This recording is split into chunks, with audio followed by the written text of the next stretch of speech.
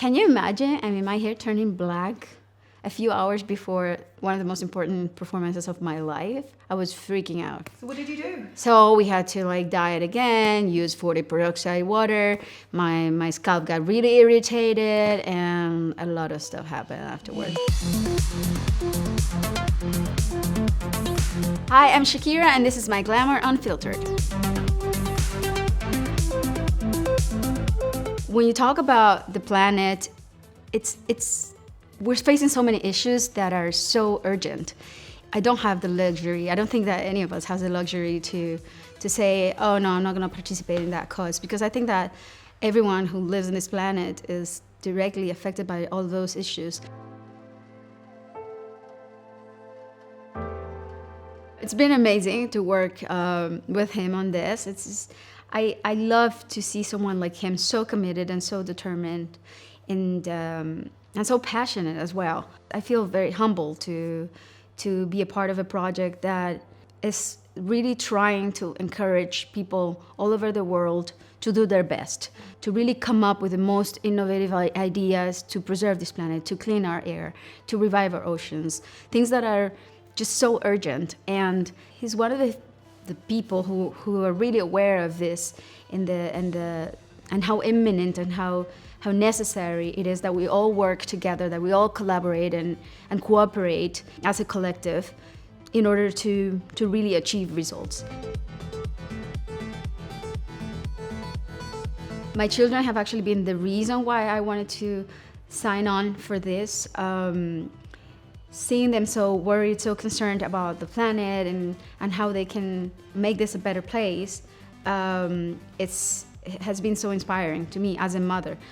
As a parent, I want to make sure that they will live in a world that will be better than the one I grew up in. The young people of today, this generation, will be the generation that will affect change. It's not impossible, it's doable, but it needs the commitment. We need the commitment of governments, private sector, civil society in general, teachers, students, everyone, celebrities. We all have to really discuss this and create a debate in society that makes us all aware of what's at stake. My mother empowered me as a woman. She made me believe that I was able to achieve anything in life. Being a parent and being a mother, knowing that my kids need me, that I would do anything for them. Sometimes I feel that I'm literally juggling everything, motherhood, being a woman, being a celebrity, and an artist.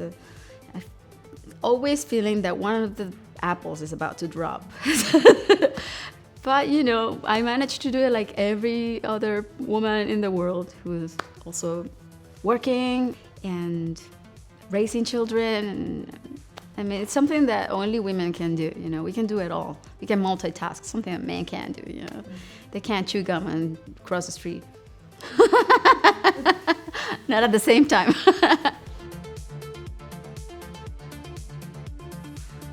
Maybe, but I really didn't focus on that. I think I suffered more of other kinds of prejudice, like being Colombian. I remember when I first, when I had my first big break in music outside Colombia. There were many, double entendre comments about, what it meant to be Colombian, and they usually associated it with, drug trafficking and all of that. And it's like, there were always the jokes, Yeah, it was uncomfortable at times. And I knew that there was a lot to be done. I knew that I had to prove a lot of people wrong. And I knew that I had to show the world a more truthful side of my country. Oh yeah, all the time. Sometimes I project this image of confidence, but in reality I'm very, very insecure, and like I feel like I have the duality, you know? It's weird because sometimes I feel really, really empowered that I can do it all, but it never happens without me going through a process of self-doubt. Like I can never achieve anything in life, not as a mother, not as a singer, not as a philanthropist, without thinking things not twice, 1,000 times. Yeah, and going through these labyrinths in my mind about what I can and I can't do.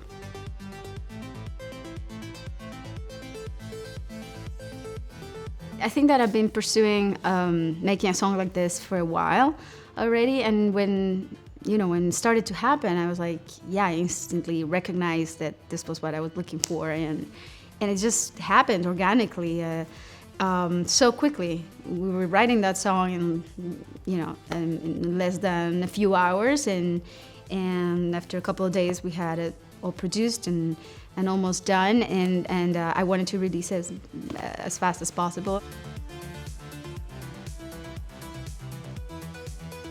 For a person who is a little bit of a control freak like I am, surfing is actually very, very therapeutic, because I feel that, when you're out there in the ocean waiting for a wave, you can't control anything about that environment. You can't control the waves, you can't control the weather, the temperature. You just have to go with the flow and adapt. I actually never ever in my wildest dreams imagined that I would like something like that. But it's just so addictive, and once I started surfing, I couldn't stop. I couldn't stop. I just had to do it every time I could. And whenever I go in the water and I surf, I spend days dreaming about that. Like I just dream about waves every night, and it's just something that gets deep in under my skin right now, and I just have to do it.